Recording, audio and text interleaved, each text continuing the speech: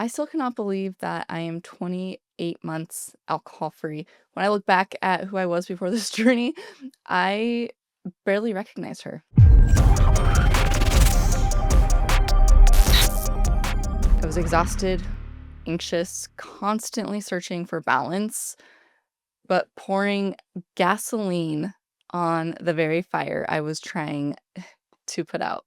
And now peace feels like home. So today I want to share 28 things that I have learned after 28 months sober, lessons that came with clarity, hard truths, and the kind of healing I didn't even know that I needed. This isn't a look at me, all she does is talk about herself episode. Well, I mean, kind of. I'm 28 months sober. This is my channel. And my first video that I ever recorded was after 45 days sober when I realized that alcohol no longer served me. This is a reminder that if I can find freedom, then you can too. So, number one, peace, it hits differently. It's not silence, it's the absence of chaos you used to call fun. Alcohol used to make me feel free, but now I realize freedom is the peace that doesn't need an escape. Number two, mornings are sacred. Waking up clear-headed, it feels like a superpower. There's no shame, no text to reread, no social media posts to go delete.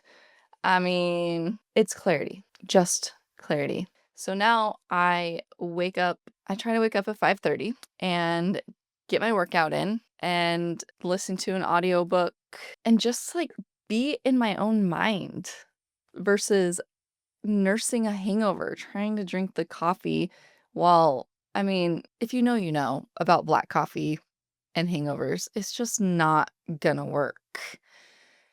I drink my water first thing when I wake up, and then I take some pre-workout and I walk out to my home gym and get on the treadmill and listen to an audiobook and then do some strength training. My kids wake up and the day gets going. But before that, it was just miserable. I was always hungover and just hoping that I could get through the morning without losing my mind. Number three. So sleep becomes actual real rest. There's no passing out, no blacking out, and no using the excuse of, I need to drink so I can go to bed. That's such a cop-out, you guys. You do not get real sleep when you drink. Research shows it takes about 30 to 90 days for your REM sleep to normalize after quitting drinking. And once it does, you dream again.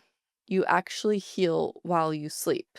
And yes, some of us have those crazy vivid dreams about drinking, and they can be kind of scary, but they're also a wake-up call because you wake up and you're like, oh my gosh, no, I don't ever want to do that again. I don't ever want to be that person again.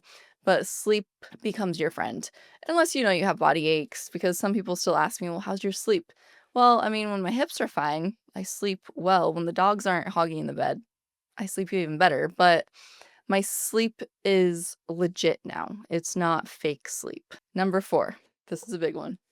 You remember everything, the laughter, the tears, even the awkward moments, because you stop living on autopilot. You're in your life now, not watching from the sidelines. You remember those conversations you have with friends and family and new people, the just being able to remember what you talked about and remembering how the day went, the memories.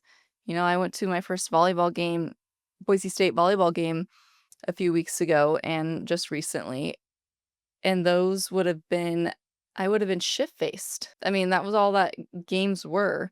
I went to my first BSU football game, and I hardly remember those football games, but it was nice being able to remember the whole day with my kids and just being there. Number five, you rebuild self-trust slowly but surely. Every time you say, I don't drink. I actually mean it. So you teach your brain it can count on you again. That's real confidence. So many people ask, "What do you say?" I I just say, "I don't drink." It's as simple as that. You don't have to overthink it. You just have to teach your brain that it can count on you again. Number 6, relationships shift. Some fade, some deepen, and I'm not gonna lie, it does hurt sometimes, but the ones that remain, those are the real ones. Built connection, not cocktails. I didn't This is a really tough one for me because relationships have definitely shifted. I'm not the one providing the food and the alcohol, so nobody gets together anymore. My old group doesn't get together anymore. Now everything is separated and I barely get invited to certain things, and just it's a whole other ball game. But, through sobriety, I've met 3 new amazing women that know me for sober Megan and don't get to they never have to see that drunk Megan. The conversations are genuine and it wasn't built on alcohol. Relationships that are built on alcohol, those are really hard. And, a few of my friends have stayed around and, include me in things, but then again, not really. Not gonna lie. It's really kind of awkward. Well, why didn't we get invited? Probably because I don't know, maybe it was a respect thing and they knew that there would be drinking and they thought, oh, well, they don't want to be there because there's drinking. Well, you know what? Not all those friendships are like that, but you get the gist because they're going to shift. But you will find your new people. Number 7, you stop chasing highs and start chasing healing. That dopamine you used to borrow from the bottle, you start creating it naturally through movement, sunlight, and purpose. So, Gabor Mate says every addiction is an attempt to solve a problem. You guys, he's absolutely amazing. You realize healing that problem is where the real freedom begins. And there's so much that I've learned through this book by him that really, I'm not gonna lie, I was slightly depressed yesterday. Not gonna lie. Because you just realize all these things, and it's kind of sad that we masked or we were unpresent, emotionally unavailable, and the things that as a mom, I have a problem with, I am here, I am present, but I am also sometimes emotionally unavailable, and that was what stung. And but you know what? I'm still healing, I'm still learning, and I'm chasing the healing, and I absolutely love it. Yes, does it hurt to heal? Yeah, it does. But drinking my problems away was not going to solve any of my problems. Number 8, your energy changes. The glow people the the glow people comment on, it's not just your skin. It's the energy of someone who's no longer fighting an internal war. That's a tough one because so many of us are just so extra depressed and extra anxious because of the alcohol. But the energy just changes. You are more vibrant. There's just something about it. And when you get to the other side, you'll completely understand. Number 9, emotions hit hard, and that's a good thing. You finally feel again. Sadness, joy, anger, love, unfiltered. Sobriety doesn't numb, it refines. Like I said, the emotions definitely hit hard, and I sit with them, I think through them, I voice them out, I vent to somebody in my community. I used to be triggered and I used to instantly grab wine. And now when I'm triggered, I just realize that I need to breathe through it and get through it. It'll pass. It's an emotion and you just have to feel it. You just have to freaking feel it. Do not give in to those triggers. Number 10, you become allergic to drama. Peace is too expensive to trade for chaos. You start protecting your energy like it's sacred because it is. You don't deal with people's victim mentalities anymore. And that was a part of 75 Hard also. You just realize who the victims are, and I don't want to put myself around that anymore. And when people attack me for being sober and still treating me like I'm Megan from 2010, I don't have the energy and time for that anymore because I'm protecting my own energy, and that is a big thing. I don't deal with it anymore. I don't have to. Simple as that. Number 11, you rediscover joy. Your laughter is real again. Simple things like ice cream with my kids or sunsets on in the backfield feel huge. Alan Carr said the only reason people think they enjoy drinking is because they're addicted to it. Once you're free, you realize joy never required alcohol. In the beginning of quitting drinking, I knew, or my fear was, well, what am I going to do on the back patio when it's sunset? I don't have my wine anymore. What a lame excuse. Because now I actually get to enjoy the sunset. I get to hear my kids laughing and playing and the dogs barking, and it's pure joy. When I went on vacation, I to Key West, I made sure that I watched all the sunsets, and guess what? Remembered them clearly. And I did not ever once think that my life, my vacation, my evenings now, they do not require alcohol at all. Number 12, you realize your body wasn't the enemy. It was just trying to survive. The inflammation, the fatigue, your body was begging for help. Now it's actually thanking you daily. My back always hurt. My face was always puffy and red. I had perioral dermatitis. My blood pressure was high. I mean, the list goes on and on and on. And, my midsection got fluffy, and that's the inflammation. People are always complaining that my joints hurt, my this hurts, my that hurts. I'm tired. All the excuses, but it's never alcohol's fault. Try getting rid of it and see what it does to your inflammation and your fatigue, because your body is definitely asking for you to quit drinking. Number 13, you start caring about what you consume, from food to media to relationships. Everything you let in matters because you've learned how much what you take in shapes how you feel. And this is just a really important one to me because, in earlier videos, I thought it was kind of funny back when I was on Instagram. I would see all these people go non-toxic and yet share their margaritas and all their mimosas and all their drinking, but yet going non-toxic sunscreen, pans, whatever, you name it, going non-toxic. And now I actually pay more attention to the ingredients in food. I never used to be a huge person like that, and paying attention to that, and got off social media. Well, I got off Facebook, TikTok, and Instagram, but because they're just so mind screwing. I'd say a different word, but you know what I mean. The comparison game, you're always scrolling, doom scrolling, it just does not feed your soul. Pick up a book, read self-help.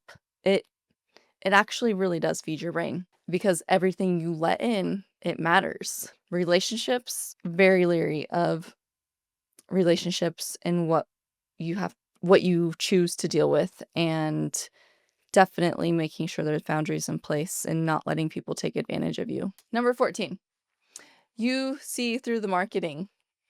You stop falling for mommy wine culture or work hard, play hard. It's all just branding for burnout. I fell hardcore into the mommy wine culture, especially when I was a Beachbody coach. Here I am promoting health and fitness, but let me promote the wine also. They still do it. It's quite amusing now that I look back and I see through it all. Number 15, you find the beauty in boredom. Stillness doesn't scare you anymore. It restores you. Silence used to feel empty, but now it feels full. How many of you don't want to quit drinking because you're scared that you're going to be bored? Let me tell you something. Everyone that I coach says, now I don't have enough time in the day because I'm always doing something. Guess what? Drinking is boring. What do? Sit on your ass and do nothing? How amusing is that?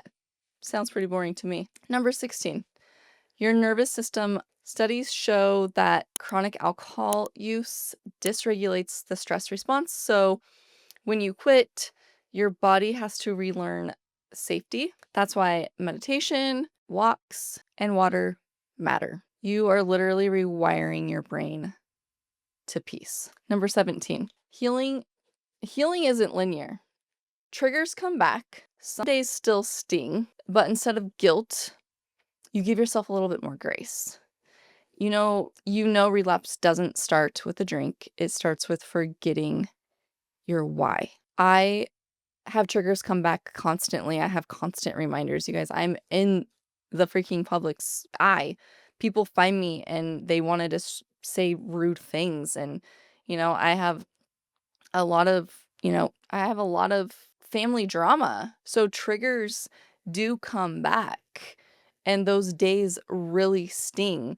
And not once did I ever think drinking will solve my problem, because I always remember my why. I never forget my why I'm sober, why I'm here, why I never want to drink again. So please find your why. Number 18, this is a good one.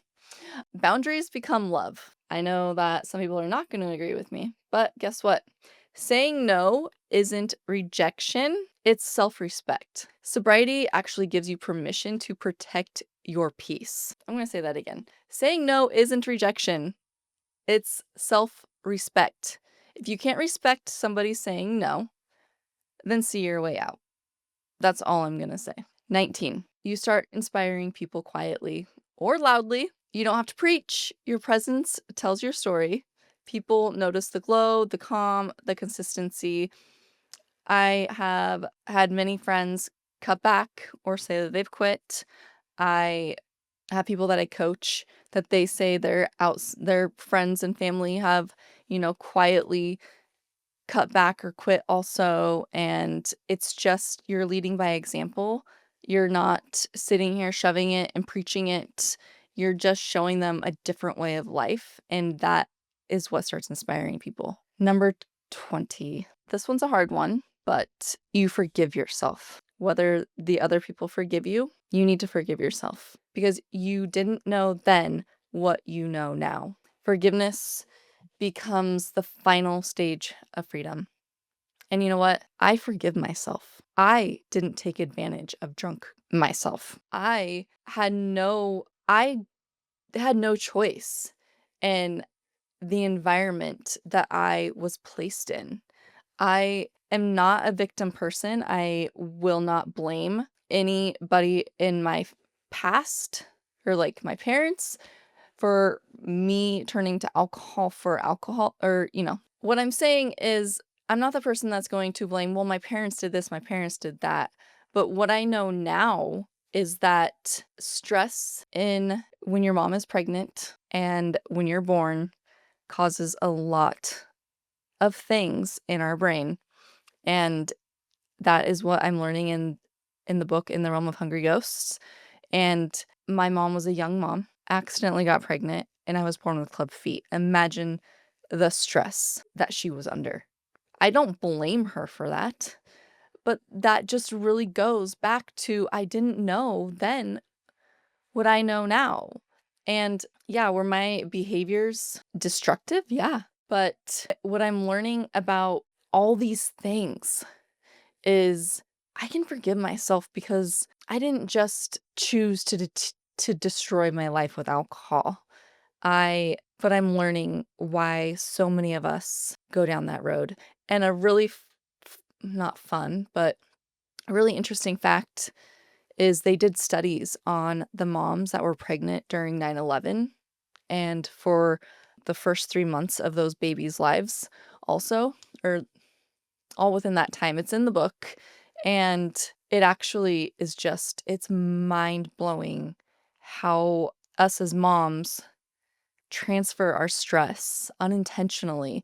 We don't know what we're doing, and that is one of the things that I've had to learn is I need to stop being so stressed around my kids and just be there. And because I'm learning about myself and what I needed growing up, now I get to hopefully prevent my kids from them going down a self-destructive path. I mean, I can help prevent them. I know that they're going to make their own choices, but I just love that I am allowed to forgive myself because I didn't know then what I know now. And a lot of you should definitely read the book. It'll open your mind to a whole world of wise. 21. You become emotionally available. You start showing up and it's real. Not half there, not hiding, fully present and connected. You're not at dinner focusing on my next drink. Oh, what am I going to drink? Oh, already looking at the alcohol or the drink menu before I even get to the restaurant, have my drink ordered right away, and that's done within a couple minutes, waiting for my next one. Let's not even enjoy dinner because we just want to like focus on drinking. And just like the games, I actually showed up. I wasn't half there. I was all there. And it's an amazing feeling. If you're a parent, it is the most rewarding thing to give your children. It is sobriety is the most rewarding thing to give your children because you are fully present and connected, hands-on, and just they know that they can come to you. Everything just shifts because you become available to them. 22. You stop glamorizing your old life. What you once called fun was actually really survival. Now you call it what it is, a coping mechanism. I learned that my drinking was definitely a coping mechanism that was destroying my life, destroying my family, and probably bound to destroy my children. I'm not in survival mode anymore. I'm actually living. Life is fun without alcohol. Some of you that maybe haven't quit drinking yet don't understand what I mean, but everything is just so much more alive. You're there, fully there, clear-headed, living in the moment, not just calling it fun, but being in survival mode. Alcohol is definitely a coping mechanism. I used it to cope for so many things in my life. Number 23, gratitude multiplies. You stop taking all the little simple things for granted and you actually like are grateful for your clear mornings, your real laughter, your peace in the evenings, remembering family dinners with your children, and remembering bedtime. Yeah, how many moms and dads can relate to that one? Gratitude becomes your new high.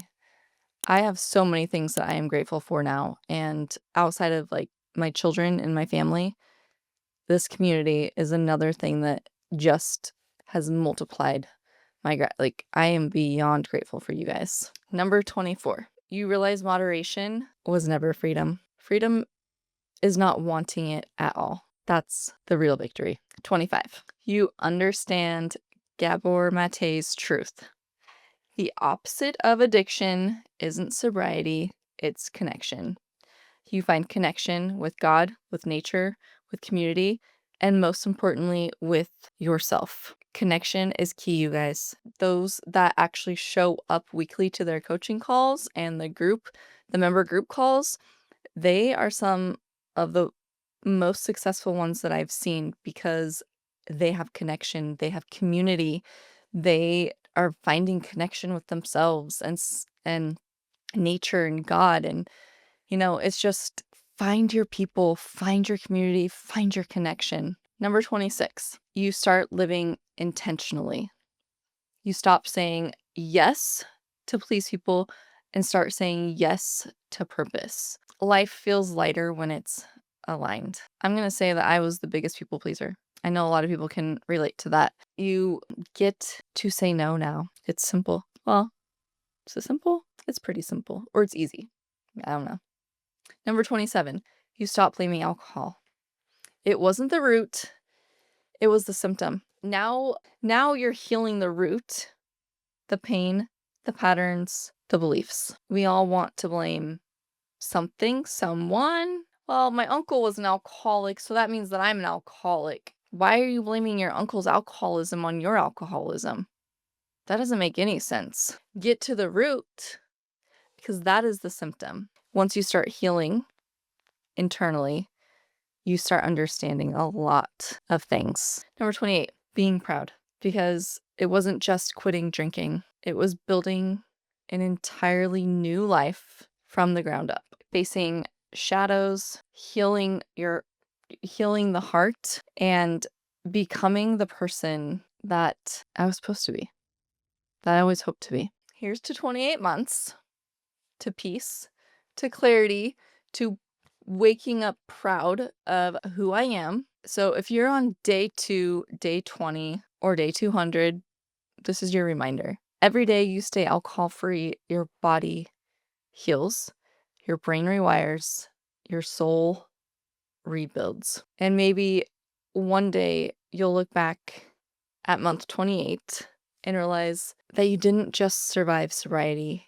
you thrived in it. So every month you get stronger and stronger. You just have to stick with it and just do it. I promise you, just because you were that wasted college student flunking all your classes, that's in the past. Let it go. Realizing in 28 months what you can do for yourself, what you can do for your family, your body, your brain, your soul, just having patience to get through it and wanting it is so crucial. You can thrive.